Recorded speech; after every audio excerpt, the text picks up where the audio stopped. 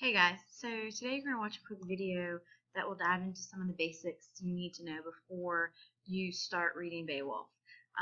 If this video has a bit of a lag, I'm sorry for it. It's a new program I'm using, so hopefully that will get fixed throughout this. So just listen as we go, and you'll be alright. Alright, let's get started. The first thing you're going to do is watch a video reminding you about the Anglo-Saxons and giving you a brief overview of that.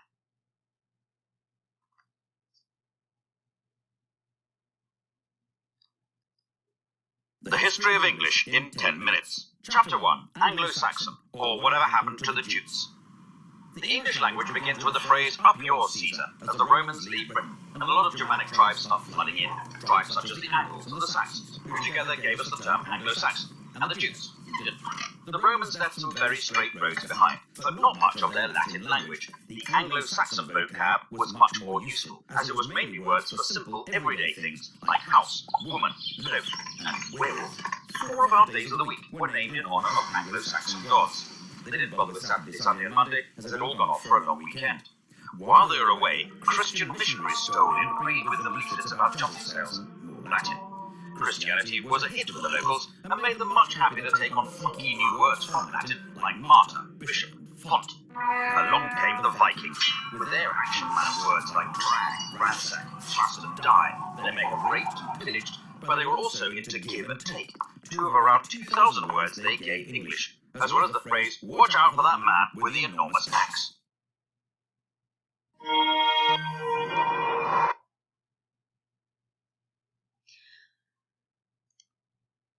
Okay, so I'm back. Couple things to know about the Anglo-Saxon culture before we move on is that they were a very close-knit community, and that really just came out of necessity. You had to be really close together. Your towns had to be close together because if you got invaded, you had to protect each other. And so your loyalty for your lord, your loyalty to your community and your village really just came out of needing to survive. So this is really, really important. You also, you were surrounded, your village was surrounded by a big mead hall. And mead is an alcoholic beverage they drink. It's made out of honey. And so you sat around this great mead hall and told stories and riddles and laughed, and you got all hyped up before you went to battle and came back there, and it's just a big communal eating hall. Your importance in society was based on your contribution to your people. And they had a class system. Obviously, God, whichever God they were believing at the moment, whether it was a Christian God or a pagan God, was at the top of the list. And then it went king, then thanes, then slaves. So there was sort of a system, but your importance was based on how you were thought of by the rest of your kingdom. So it was very important to be considered such a great warrior or whatever it was you did, to be really great at it, because that's what made you important. There were 2 different types of religions going on at this time. You have the early Anglo-Saxons. This is pre-Christianity, what we call pagans. So you're going to see elements of both of this in Beowulf, and that's why we're touching on it, because both of these are in Beowulf. So let's look at 3 main elements of the pagan religion. They didn't believe in an afterlife, no heaven, no hell.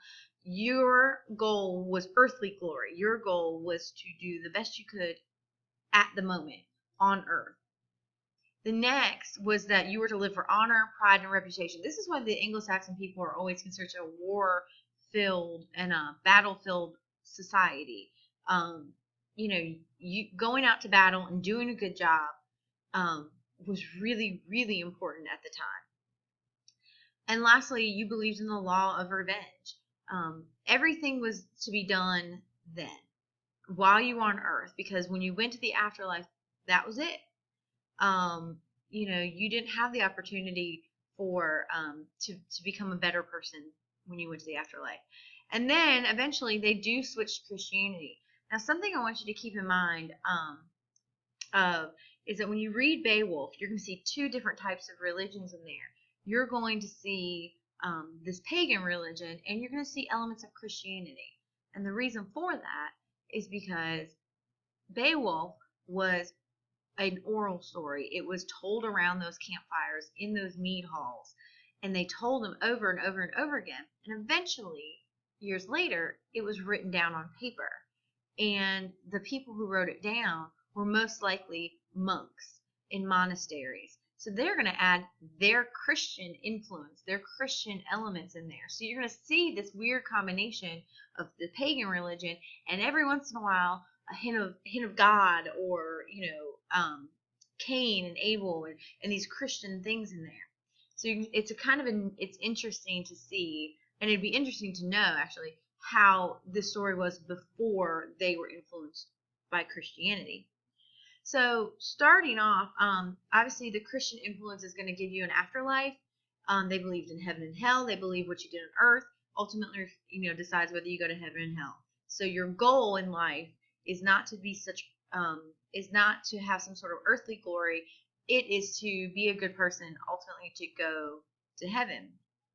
They were against human pride, being too prideful, and you're going to see that in Beowulf. Beowulf is a very prideful man, and they believed in the law of forgiveness, which I don't know if you'll see a little bit of that in Beowulf. So I want you to look for, as you read, both elements, both the pagan and the Christian. The Scops are skilled storytellers. So in those mead halls, they sat around and they told these stories, and they were considered as important as the warriors because they're the ones that are going to hype them up to get ready for war, and they're going to sing the praises of the men who died and who were great warriors when they came back from war.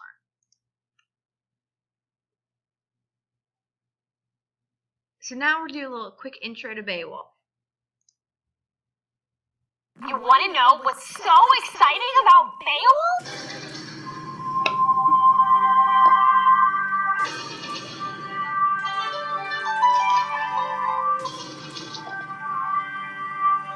I said exciting, not stupid.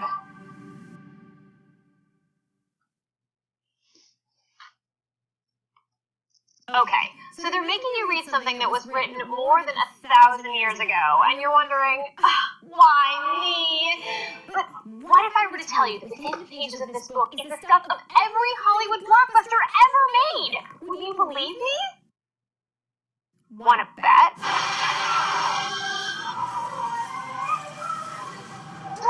Monsters trashing the town? It's in there. Your father was captain of the starship for 12 minutes. He saved 800 lives. I dare you to do better. The son's noble debt to the father? It's in there. Hades. This time, it's war. Our hero facing the final fight to end all fights? Yep, in there too. I wanna kiss me, babe. Did you hear something? Stupid romantic love songs. We didn't bet, like, money, right?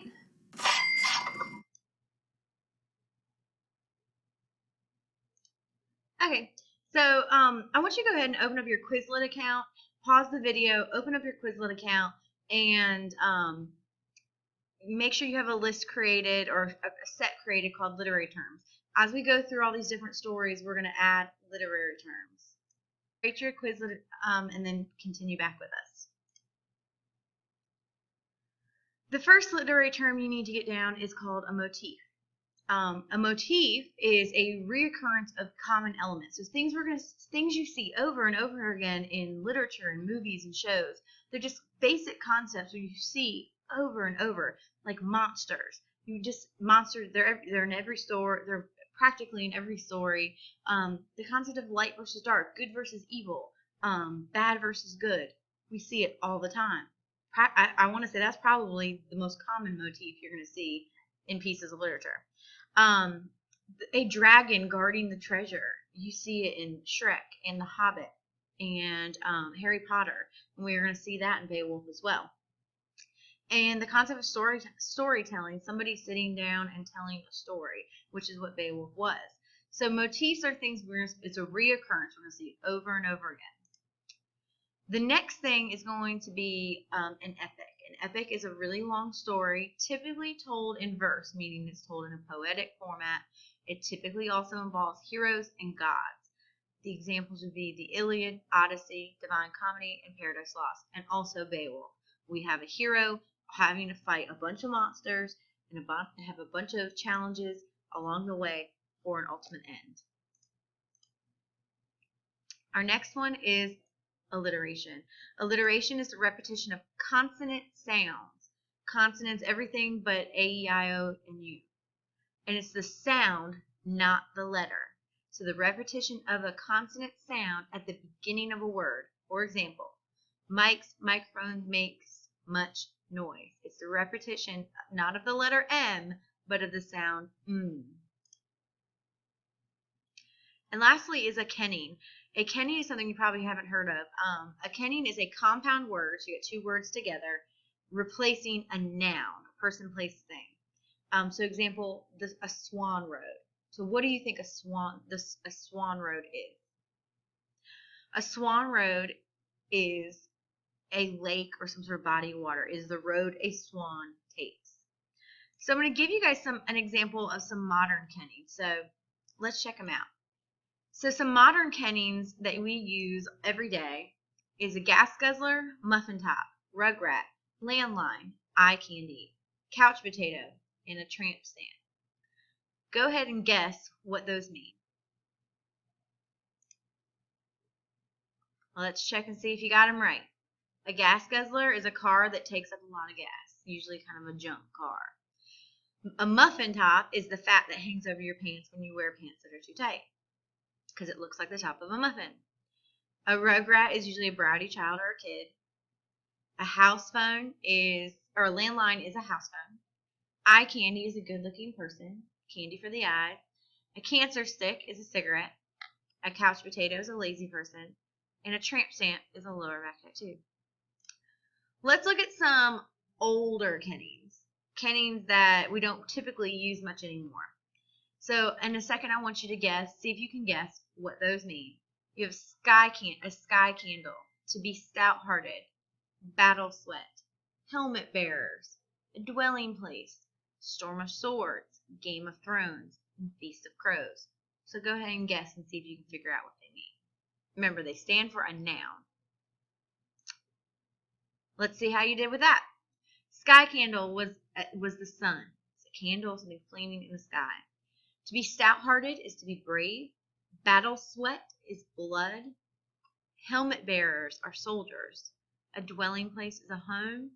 Storm of swords is a battle. Game of Thrones is a battle. And Feast of Crows is a battle. Interestingly enough, these are names of the Game of Thrones books. It starts with Game of Thrones, you have Storm of Swords, Feast of Crows, Clash of Kings. All of these are kennings for war and battle. So that's our presentation today. And hopefully you've taken some notes, and we will see you when we read Beowulf. Bye.